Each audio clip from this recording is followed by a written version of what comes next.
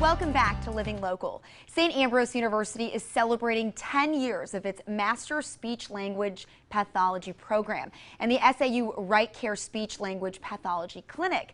The program has graduated 235 speech-language pathologists and provided free services to more than 550 children and adults in the Quad Cities. Joining me in studio, we have Dr. Elisa Huff. She is the director of the Graduate Speech-Language Pathology Program at St. Ambrose University, as well as Larry Johnsen. He is Master of Kadosh for Davenport, Iowa, Scottish Rite. Guys, thank you so much for being here. Thank you. Happy. So first of all, what does a speech-language pathologist do?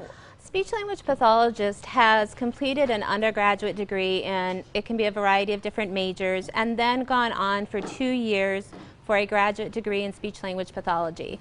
And with that gives us expertise to treat persons of any age who have communication disorders and actually swallowing disorders too.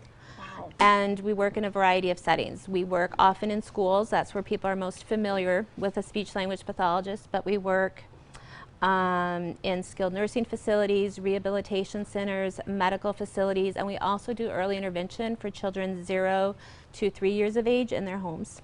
And in your experience, what kind of impact can a communication disorder have on a person and a family? With a child having difficulty developing speech and language, it's going to give them struggles academically. They're going to feel behind. They're going to maybe feel dumb when there's no need to feel dumb. It's just a communication disorder that oftentimes can be remedied and even fixed. For some of our adults who have communication disorders later in life, from head injury, from strokes, it's very isolating. Caregivers often have to, people who may be working full-time are no longer having that income. The person who hasn't had the stroke or the head injury may have to take on roles and responsibilities the other person took on. So it's life-changing for the adults, and then for the children it's very limiting. And it can be stressful for a parent when they have difficulty understanding what their child is trying to express, and then that leads to behaviors and frustrations because the child's not able to communicate what's in their head. Sure, it can be a very challenging obstacle, but thankfully we have local resources that are there to help kids as well as adults. Can you guys tell us more about RiteCare and what that is? Yes, RiteCare is actually short for RiteCare Scottish Rite Children's Language Program. It was started in 1950 in Denver, Colorado by a group of Scottish Rite Freemasons who were familiar with speech pathology problems. And they decided that they'd start a clinic to provide services to those who did not have insurance and could not afford to go to a private group. It was so successful that our southern jurisdiction of the Scottish Rite decided to make it an object of our philanthropy. And so it is now in every one of the 50 states. We've got hundreds of clinics, programs and centers. All of them are staffed by professionals such as Lisa here. And really the good thing about RiteCare is, and she alluded to this, is that it provides for kids who otherwise would be lagging behind in education. It provides them the ability to effectively communicate, so they speak, they can read, and understand and become productive citizens. Wow, that is such an important resource for people who may otherwise not have had access, or maybe underprivileged, couldn't get the funds to be able to get that help. Is there anything you want to tell us about our local RiteCare Clinic, Larry? That would be Elisa. Okay. Our local clinic, we started in 2009, and we've served 550 children and adults during that time. On average, it's around 2,700 hours of prevention, screening, assessment, therapy services that we're providing to persons in the community at no cost. Wow. We also, and this is something that sets us apart from a lot of other RiteCare clinics and fits with the mission of St. Ambrose, is we have the actual physical location for the clinic, which also houses the classrooms and the offices for graduate students, the faculty.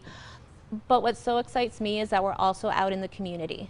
We partner with other nonprofits like Hope at the Brick House, Friendly House, which do wonderful things for children coming from maybe lower socioeconomic areas of town, which doesn't mean they're going to have a communication disorder, but it's a risk factor.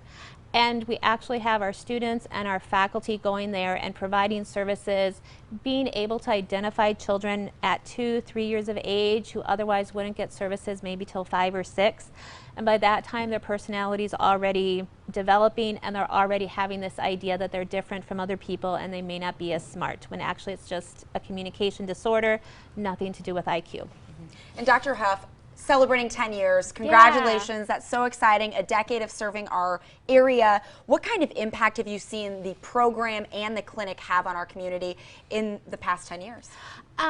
One thing that has happened is we've actually had a growth of organizations, nonprofit and for-profit, that are starting to provide more services because there's actually speech-language pathologists in the area that they can hire.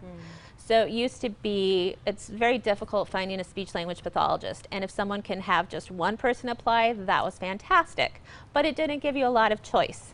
And so now with us graduating so many students going different places, it's giving the communities the ability to be more selective with who they hire. And so I think it's just increasing rehabilitation access across the board in the Quad Cities. And to celebrate 10 years, you guys are hosting a fundraiser, which is going to be a really fun event, but also a great way to give back to this program that is helping so many in our community. What can you tell us about the event? Yeah, that would be me. Okay, Larry. What I've done is I went to a outfit in Chicago and got an improv group to come in and do a dinner murder mystery theater type thing. I selected the theme Death by Chocolates and Champagne. Oh, I love that theme. Champagne and chocolates. Yeah, I'm glad that we've got a lot of women coming in because it's a men's fraternity. Anyway, it's $50 a person, and it will be held at the Fountains Retirement Center Clubhouse, which is at 3726 Thunder Ridge Road in Bettendorf. People can register for it by going online to the SAU website, which is www.sau.edu/Scottish Rite, all one word. It's great and very, very user-friendly insofar as using a credit card or a debit card. Or you can call 563-391-0665, which is the Scottish Rite office, and the secretary will take care of everything for you. So it's going to be really a good evening. It starts with an open bar at 5 to 6, and then the production goes on at 6 and lasts for probably, I don't know, hour and a half, something like that. But the beauty of it is these guys are absolutely fantastic. I've seen video of them. They're incredibly funny. And it will be not only improvisational, but it will be interactive, so that they sit with the people, eat with the people, and then provide all the entertainment. It's going to be a great evening, and there is free parking. Oh, and there's some great door prizes. Wow! There's 2 tickets for the Chicago Cubs Cardinals game in September, 2 tickets for the St. Ambrose University Wine Festival, and also 2 tickets for Circa 21 Singin' in the Rain. Amazing prizes there. Sounds like a great event. Wonderful way to give back to RiteCare. Sorry, I just want to get that right. RiteCare here in our community. Guys, thank you so much for being here. We appreciate it. All right, guys, for more information, visit sau.edu/Scottish Rite. We'll also have these details posted on ourquadcities.com. More Living Local rolls on after the break.